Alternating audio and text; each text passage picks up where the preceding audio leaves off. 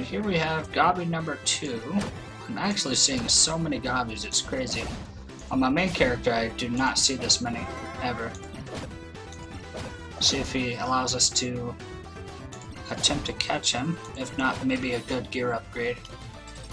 Got 1900 gold and no upgrades. Maybe next time.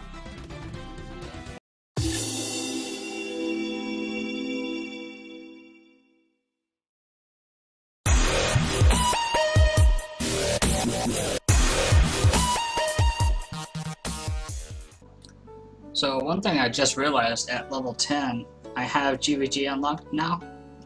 And I didn't even think about this until just now, but battling other guilds is actually going to be extremely hard. This is my first one. I assume they're going to have teammates and I'm not, which is going to make things very difficult. So let's see how this unfolds. This may simply be a case of me just not getting much from GVG.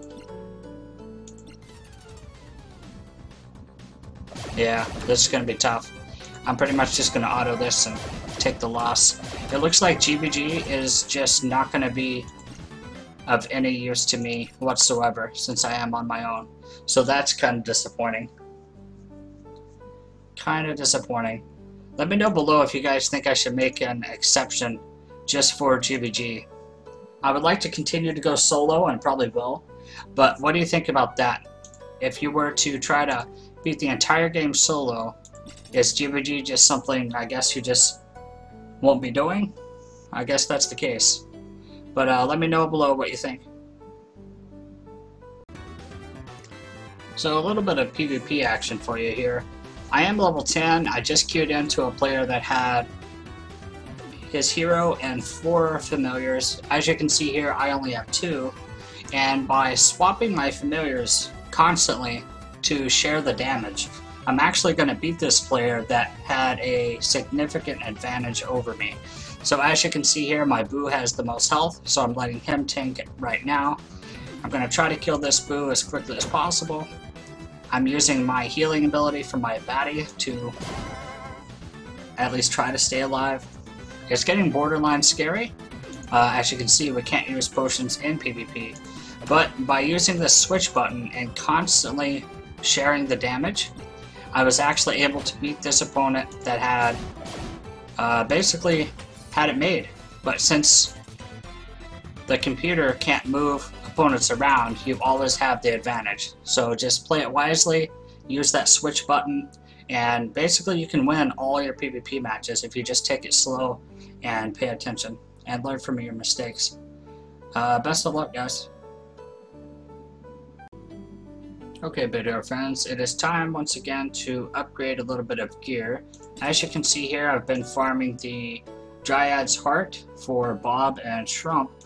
I'm saving all my gold for them, and now it's time to upgrade a little bit of gear so I can try to beat that hard mode. Beating the castles on your own without friends is actually somewhat difficult. So I'm going to upgrade my helmet for an additional 3 stats. Let's go ahead and upgrade these. Bam, 3 more stats. Now let's go to exchange. We'll click all. This is going to take into consideration the gear that we do have equipped. So we'll click exchange. That got us 180 common material. That's really great. That's going to help us a lot on upgrading. So let's see what else we can upgrade. Our shield, that'll give us 3 more stats.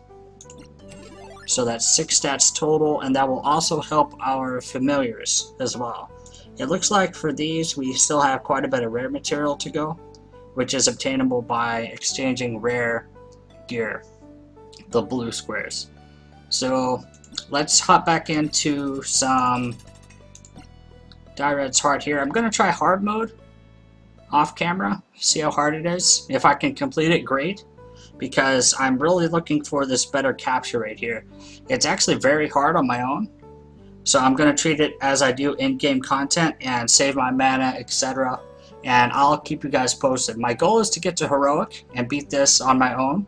I do believe after I get a little bit more gear I will be able to, but the top priority here is chasing specifically what's needed to craft Borland and shrimps. I'm not in a hurry to get through the content quickly. I'm going to do it efficiently. That way I have the tools to beat the future content as efficient as possible. I will update you guys shortly.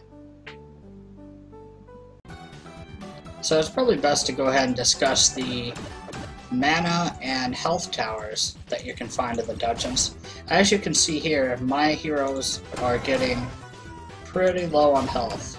And I just walked past a health tower in the dungeon, which lets me maximize their health from any percentage at all. So what I'm actually doing is rotating these guys out, making sure no one actually dies, and then I'm going to use the health tower to maximize its potential. So I maxed out my mana almost completely.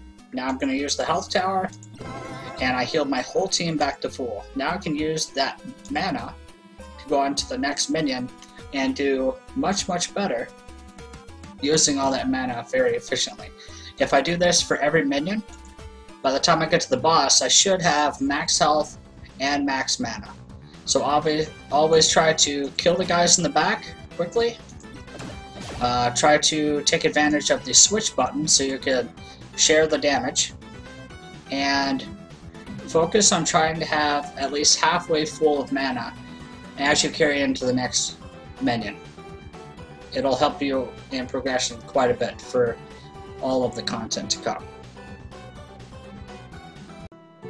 And here we have our very first ad. I actually found this in the dungeon. You can find these pretty commonly, and I highly recommend watching every single one. I haven't seen any ads pop up in my lower right hand corner just yet. Maybe I'm not high enough level, but by watching these you get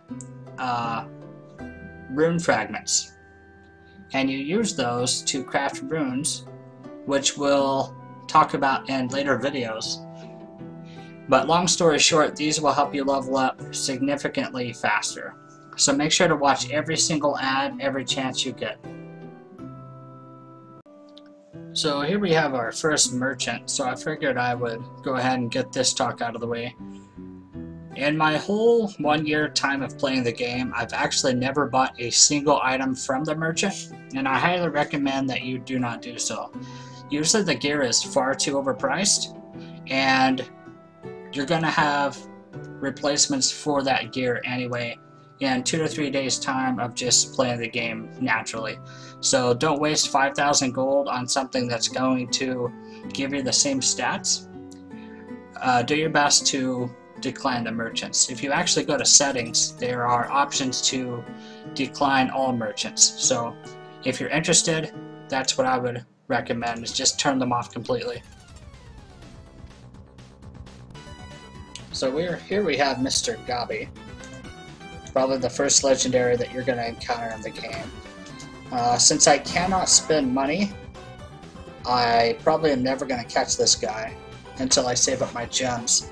But I just wanted to record this just in case it gives me the option to catch him. I have noticed he's pretty difficult to actually kill, being this is the third castle in the first zone. He seems to pack a little bit of a punch, so I'm trying to be very efficient in my attacks here.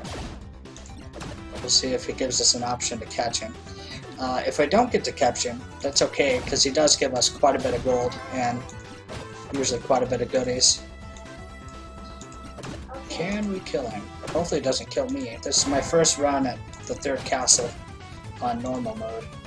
If I beat this one, I should be able to buy our first pet. I'm gonna go for a defense pet egg, 200 gems, and then after that I will be saving all my gems to catch my first legendary, which I hope will be Gobby.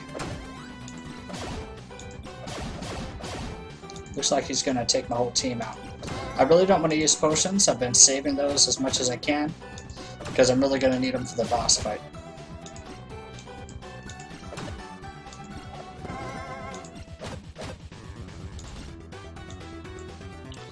He may kill me here. Alright, baddie's down. I'm not going to waste a potion. We'll go ahead and let Boo take a hit. Well, hopefully kill him. Alright, we killed him. Let's see what we get. 1536, and we got 2 upgrades, so very worth it. Very worth it. I will take the loss. That's okay. We got 2 upgrades. Let's go ahead and take a look at these. This guy gives us 1 stat. This gives us more attack but less health, so I'm actually going to equip this guy. 1 extra stat helps a lot. And I will go ahead and die to this guy and restart this castle. But not a total loss.